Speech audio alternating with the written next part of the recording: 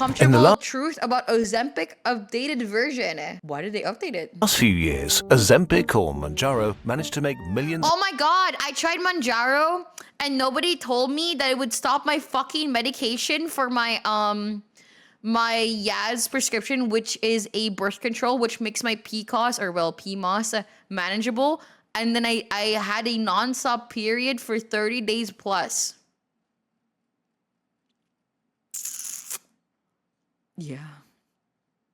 Of people lose massive amounts of weight with seemingly only mild side effects. More than 1 in 8. Because it stops your nobody told me that it would stop your fucking medication from like being able to like absorb or something like that. It's scary to get tier 1 and actually gave it 1 year, which is something that's very, very fucking important to fucking say. And nobody said that. US adults have tried the drugs, and for the first time in history, the country's obesity rate actually fell. At the end of 2025, the WHO added GLP-1 drugs to its essential Godly Shrimp, thank you so Prime. medicines list for diabetics and released guidelines on how to use it for obesity. For the first time ever, we have a medication that reliably, quickly, and seemingly safely can make people lose weight, sometimes massive amounts of weight. I thought the reason why people lose weight in Ozempic is because people finally don't feel the need to eat because they don't have that feeling of hunger that they usually do by the hormone that makes you like feel like eating. So it's like more, it's not about you like metabolism changing or something. It's actually you just eating less and finally eating the amount that you need to eat to lose weight. Because majority of people don't know how to calorie count. And they think that they're eating like 1,200 calories, but they're actually eating 3,000 calories. Satsuku, thank you for Prime. But as with most things related to nutrition, health, and weight loss, these medications are controversial. There are many aspects to GLP-1s, but we'll focus on one today. GLP-1s do affect your metabolism significantly as well. Oh, really? Should. The potential medical revolution these drugs could mean for obesity, one of the most deadly chronic diseases of our time that over 1 billion people suffer from and that remains largely unsolved and underfunded. It turns out GLP-1 drugs are the first effective medical treatment for obesity in medical history. The obesity trap. In 2025, more than half of Europeans were either overweight or obese, plus... Wait, really? No, this is the updated version, not Guy Beam. Dong Masud, thank you 3 months, which I'm curious about. Sorry, excuse me. In 2025, more than half of Europeans were either overweight. Wait, really? I thought that EU had like the most like healthy people for some reason. I didn't know there was 50% obese. Or obese, plus 1 in 3 children. And in many countries like the US, Mexico, Chile, or Saudi Arabia, the numbers are even worse. It's 72% rates in the US? Whoa! No wonder when I talk about my problems when it becomes with me and losing weight, so many people in chat are like, nah, Demi, I feel you. Nah, Demi, I get you, man. I get you. Today, this kills almost 4 million people each year, and if trends continue, by 2050, 1 in 3 adults on Earth will be obese, and half of humanity will be overweight. To be fair, I don't know if this is a hot take or not, but I think that Ozempic is a band-aid solution for how I don't know how to even say this out loud without explaining it well. I think it's a band-aid solution that's caused by literally the government actually just companies in general. I wouldn't say government, but like companies in general trying to make a profit, and you can make more profit by people getting addicted to like really unhealthy foods, which fuck up your hormones. And once your hormones are fucked up, you just can't mentally stop eating. And because your hormones are fucked up, other underlying issues will happen and cause an effect. But then like, because it's easier and not only easier, but like cheaper to eat like shit, it has a downfall where like it's harder to get out of that like kind of like repetitive behavior, which is a big issue. And that's the reason why some countries don't like get affected by obesity as much, is because they have that culture aspect at least, which saves them from that like companies making as much money as from you as possible of like those like really shitty food. That's my take. When hearing the word obese, most people think of the extreme ends of the spectrum, but this is not correct. It's not very helpful that the definition of obese is a bit vague because bodies are pretty different. So it can be a BMI of over 30, your waist to hip ratio, or a body fat percentage of over 25% for men and over 32% for women. In the end, obese is a medical term that doesn't... It's a miracle drug. I use Wegovy, like Ozempic, because I eat... Yeah, I know what Wegovy is. Because I eat a ton when I'm depressed and feeling hungry 24/7. Yeah, no, for sure. But like at the same time, I do think it's a problem where I think your environment shapes you more than you'd like it to. And it's unfortunate. And no matter what, when it comes to being healthy, it's for sure more of a thing that you have to mentally really think about, because not in every household do people have the time to make these really healthy, balanced diets, because that takes time and nobody nowadays have time to do that. And it's technically kind of a luxury. And I don't think it's even about laziness, because I think that laziness is like an easy cope out way to explain people's behavior, because if things were, I think if being healthy was convenient and cheap, obesity rates wouldn't be as high as it is now. If it was exactly the same as, let's say, McDonald's, I don't think people would actually choose McDonald's. I think people choose McDonald's because they're, one, used to it, two, grew up with it, three, it's kind of in their whole system to trust to eat McDonald's as a safety net instead of actually like growing up with systematic like good food around you. Judge how you look, but if you have an unhealthy... Okay, but if convenience is a problem, then being lazy is a part of it, no. But this is what I'm trying to say. I'm trying to explain this. Like, it's hard for me to explain it because I'm not the smartest person with words. English is not my best. Language is not my best, not just like English. But when it comes to people and when it comes to behavioral things, environment really, really shapes you as much as you don't want it to. Like, if, let's say, working out was super easy for you to do, where it's not like a mind thing where you have to fight your mind to do it, then people would do it. That's why you did it in high school, right? You were super, super active in grade school and in high school, and afterwards it became like something where you had to like really try hard to go and do. But it was really easy in high school. That's because it was convenient. That's because the option was already there and you actually wanted to, but the option was made for you, that things are just easy. So when you go to the cafeteria and the food is shit, and that's the food that you have to eat, you're being conditioned to eat shit food because it makes you feel more safer to eat food that you're used to.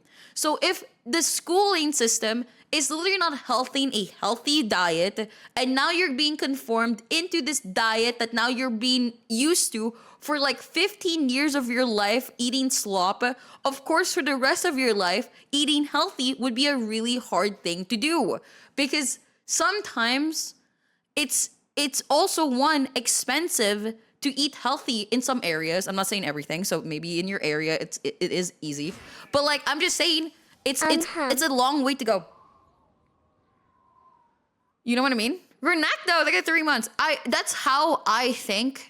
And that's how I think that's the reason why Wegovy is a band-aid solution to a very long-term problem that we're having, which I'm not saying is a bad thing. I'm not saying it's a bad thing. I'm just saying that, like, you know, I rescue myself from this conversation. I put salt in cafeteria pizza. But at least you're trying to make it like taste better. But yeah, that's like that's my opinion. So like I think that shaming people for like something that they have control now in their life, but like they fell into it, helps no one. Like shaming somebody for like gaining weight helps no one, because like I don't know, that's all. I don't know. It really doesn't help anyone. So true. Taking a bike to work, walking to the store. Yeah, but like you would take the bike from work if biking was accessible and like really easy to do instead of like fighting cars to do it.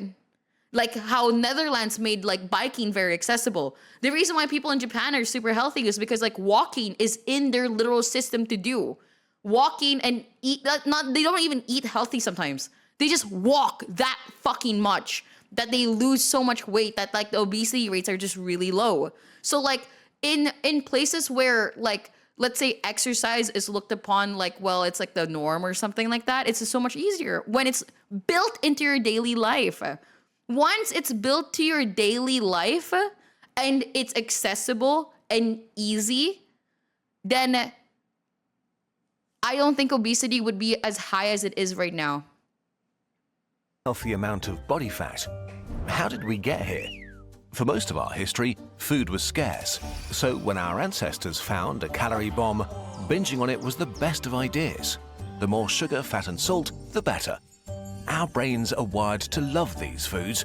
They bring pleasure. But then again, just because you know about this and stuff like that, you know, maybe once you're ready in life to lose weight or to gain weight, whether you're overweight or underweight or whatever, yeah, it's something to fight against what you're used to, and that's the reason why whenever somebody talks about like losing weight or changing your lifestyle in general, they always talk about it as a long journey. A long journey because like a lifestyle change is something that's like really hard to do. Enjoyment and mental release. This helped us survive in a world where food was the most important thing to worry about each day. And then the world changed overnight, and suddenly our modern food environment hijacked our biology. And Cyber Fat Falls, I get tier 1, and Spooky the Ooze, thank you 6 months in advance. Thank you guys. Food is a product now and has become cheap, calorie dense and hyper-palatable, which means it's been engineered with addictive levels of sugar, fat and salt, making our reward centers go ballistic with joy. About half of the products in a US... Also, it doesn't help that like life right now is quite depressing and like quite sad when it comes to a lot of topics that like for food, at least food is something that won't disappoint you. So at that same time, it's very hard, man. Grocery store are ultra-processed, and many are labeled in ways that are deeply misleading, like the serving sizes on packs of chips. Marketing strategies like value pricing and constant food ads stimulate us to eat more. Also, food before, those like chips used to be a lot healthier, and they used to use like way more whole foods or whatever. Now it's filled with like crazy shit. So most people overeat regularly, sometimes without even noticing. And this is very subtle. Most people don't get overweight because they massively lack self-control. They just eat a little bit too much over a long period. The whole debate around Europeans being confused about not being able to walk to the World Cut. I can't read for shit. To the World Cut really opened up my eyes on how inaccessible the US is. Yeah, the US is very inaccessible. Time. Just a small excess, like the equivalent of half a Snickers of your maintenance calories per day, compounds to almost 5 kilograms or 10 pounds of fat after a year. This is how most people get obese, slowly, bit by bit. Since being overweight is also shamed on top of being unhealthy, we try to fix our overeating behavior with all sorts of, well, Dude, I literally said this, dude. I'm actually insane. Behavioral methods. The world is filled with diets and healthy habits campaigns, but if we look at the results, just telling people to eat healthier foods and to move more does very little in the real world. I'm insane! Most people gain back most weight they lose during a diet within a year or two, and often gain more afterwards.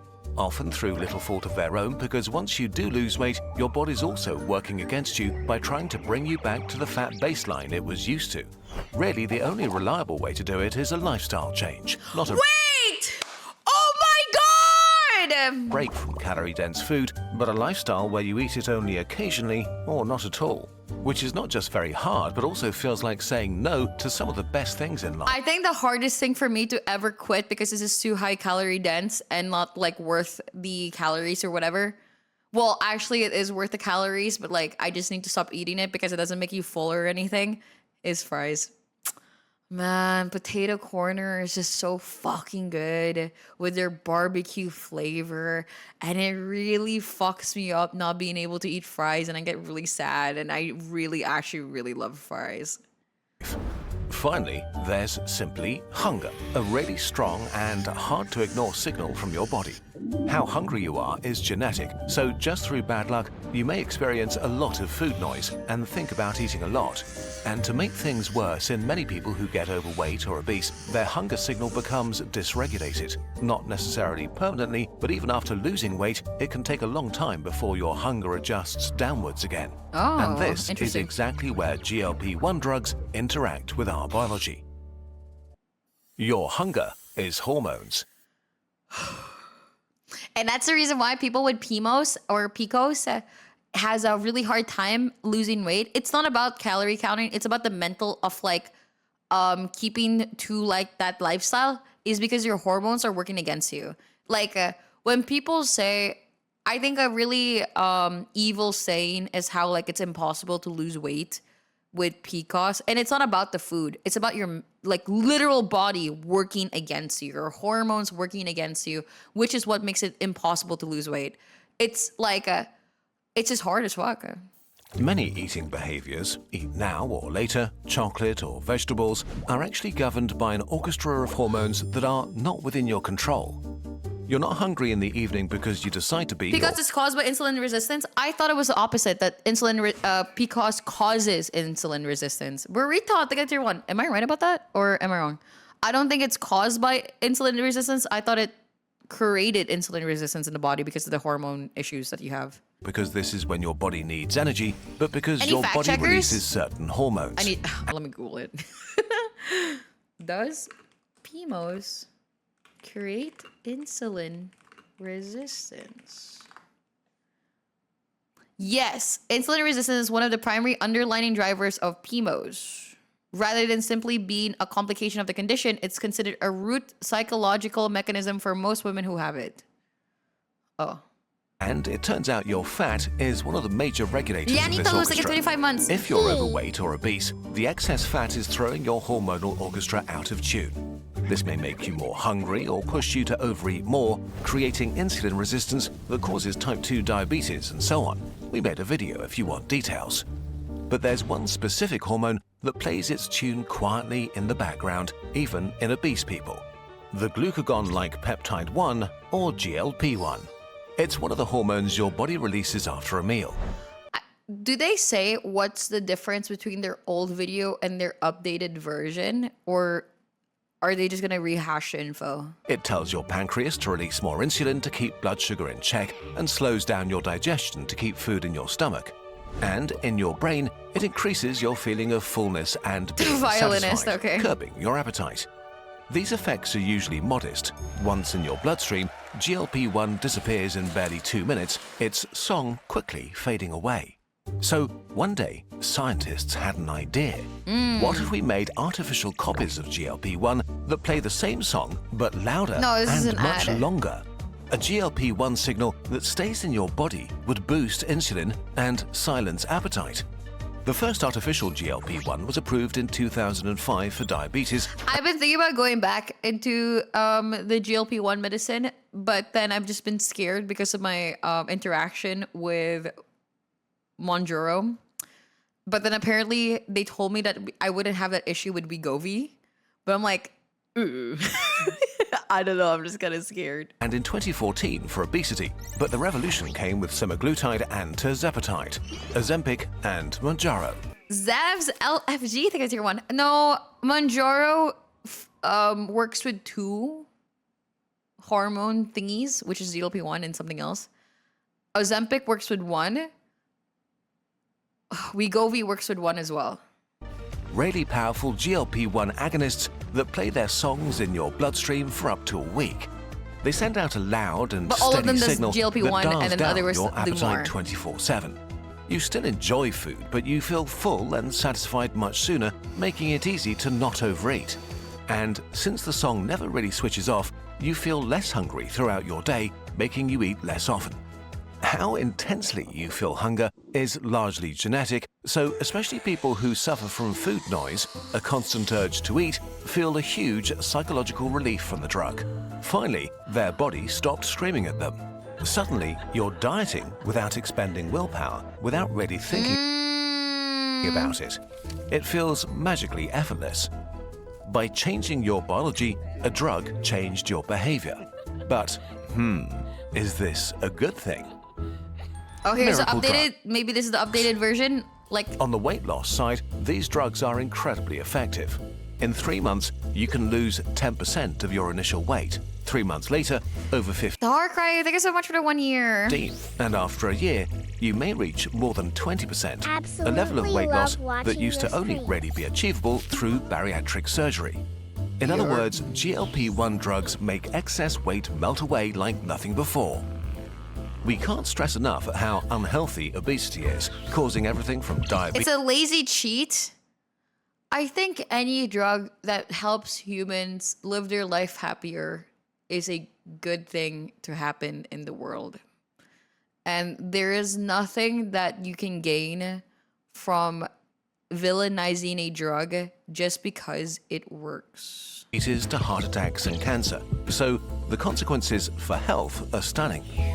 Treatment with semaglutide. Adderall is a lazy cheat drug by that logic. Exactly. Like, it's, yeah. It cuts your Antidepressants is an easy cheat. I wish people see people who struggle with their weight as people. Sometimes I feel like people villainize fat people for some fucking reason. risk of stroke or heart attack by 20%.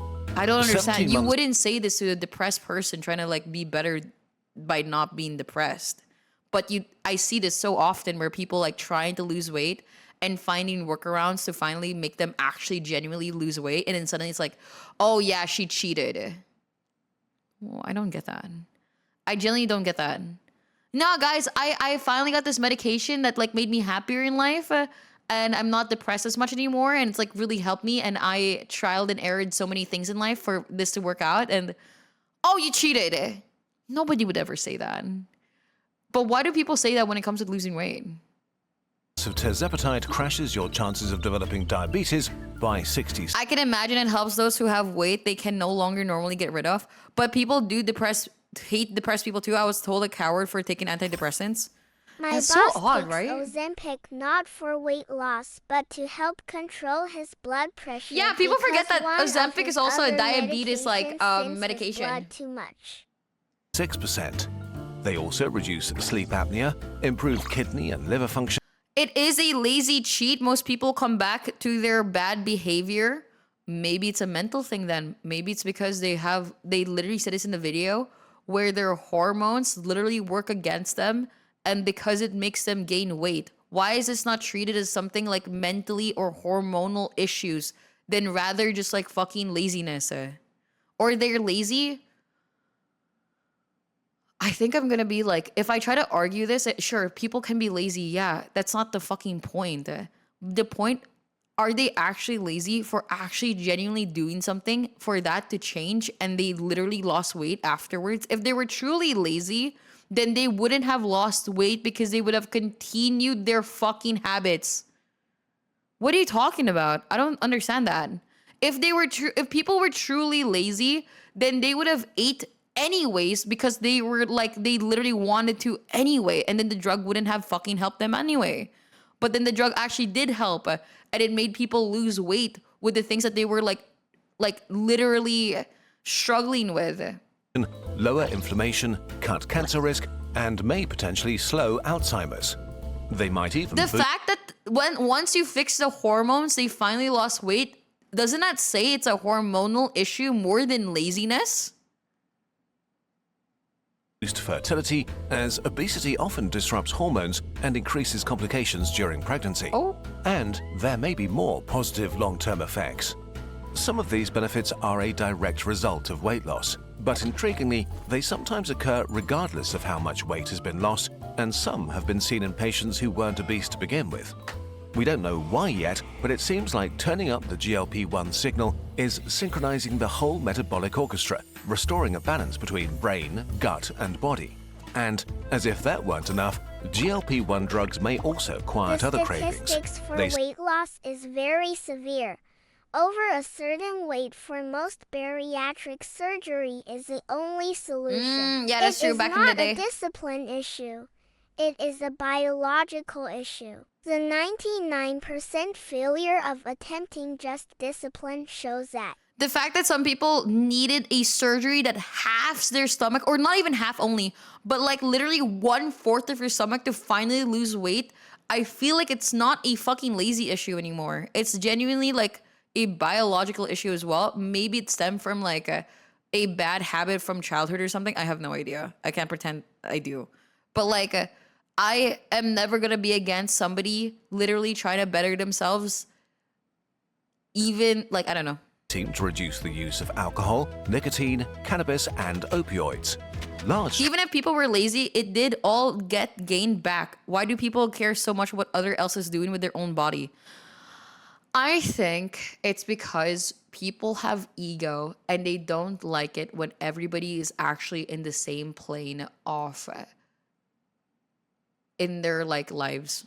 People like the fact that so they have it easier than others, and now the fact that other people struggle with something and now it's easy for them too, they hate that fact. It's as if like it's like the same idea in Dark Souls, because you tried so hard to beat the boss where you didn't level up anything or whatever. Suddenly you feel like you're better than other people, but then you see other people doing the magic route and then they just one-shot the boss. Suddenly you think that other people are like beneath you. It's like the kind of the same thing. So like some people like lost weight or just have like a healthy diet already or whatever, and they don't struggle with the same things.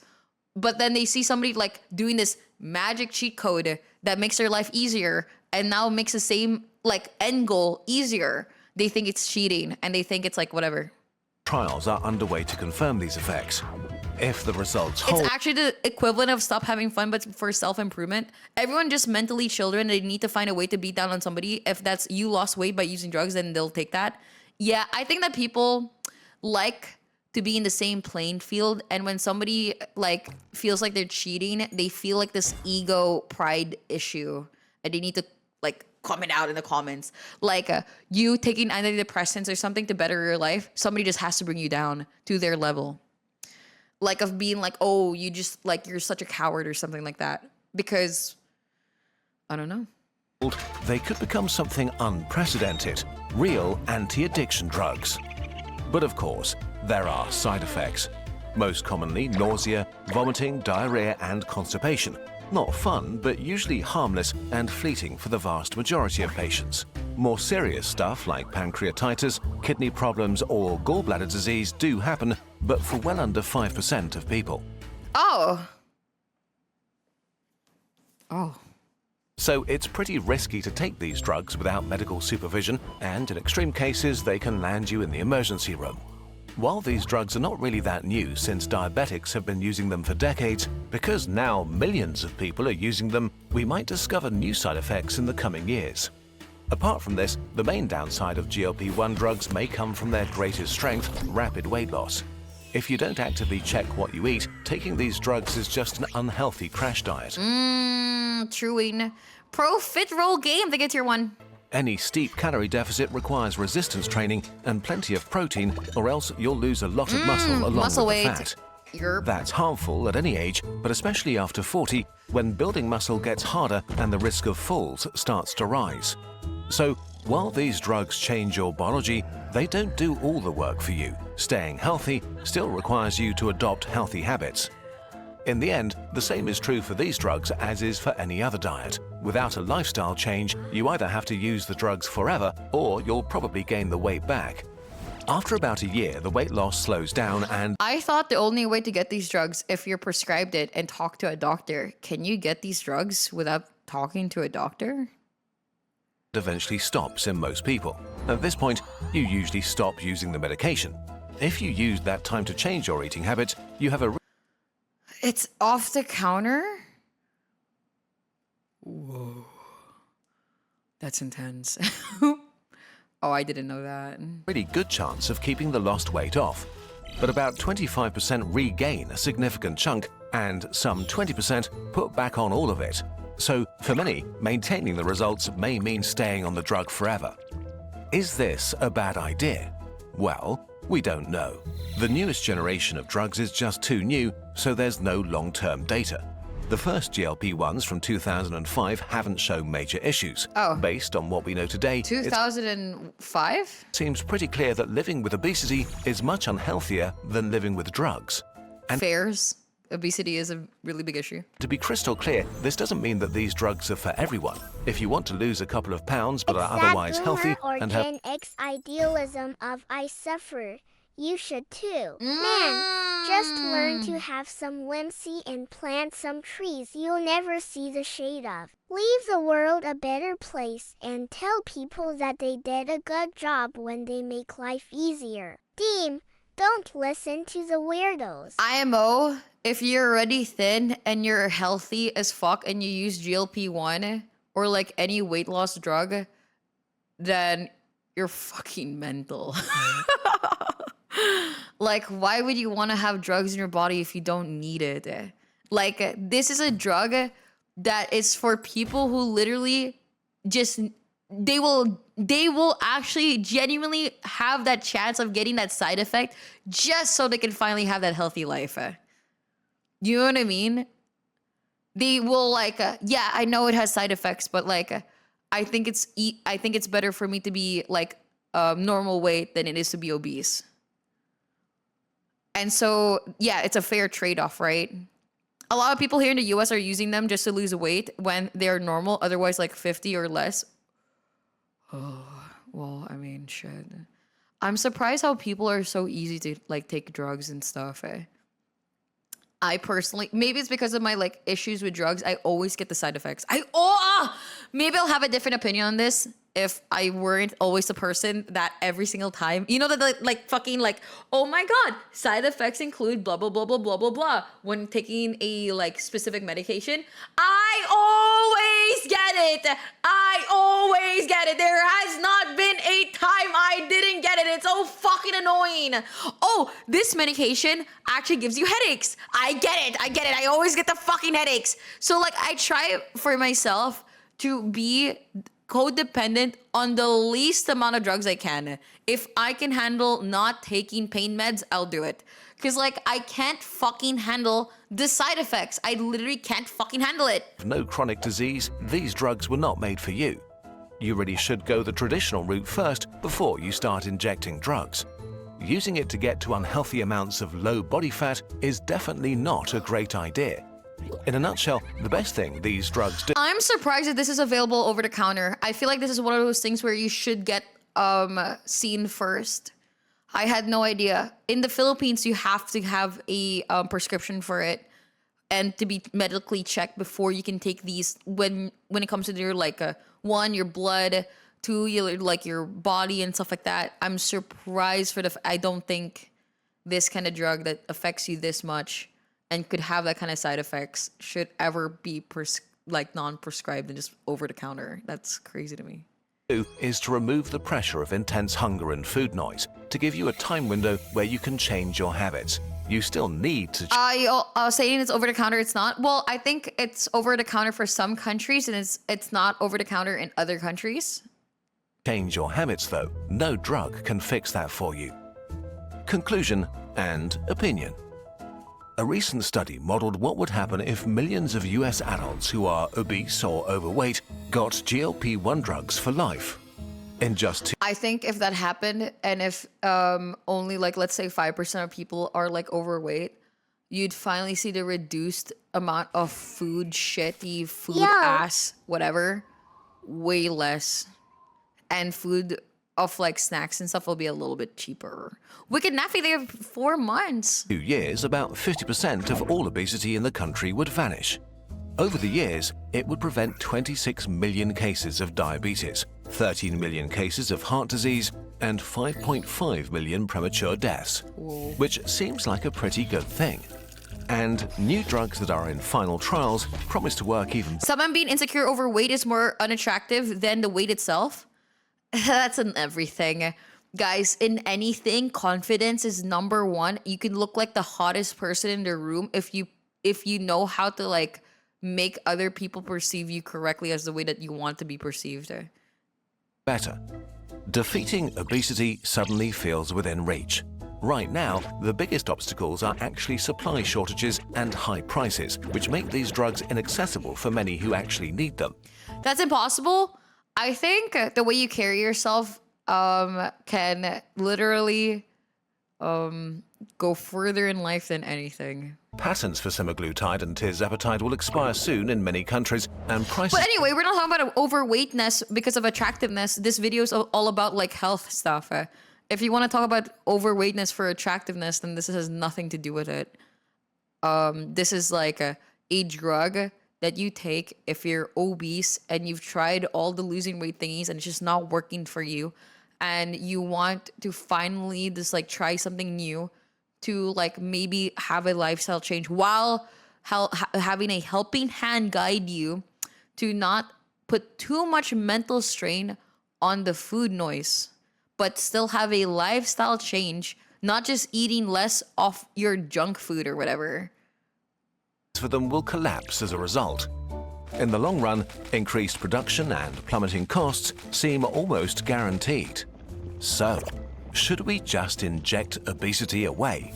Well, for now at least, it seems that there are few downsides, although please don't listen to internet videos and talk to your doctor. True. Before you make any decisions for yourself. It's also important to remember that while these drugs are immensely helpful, they are not magic.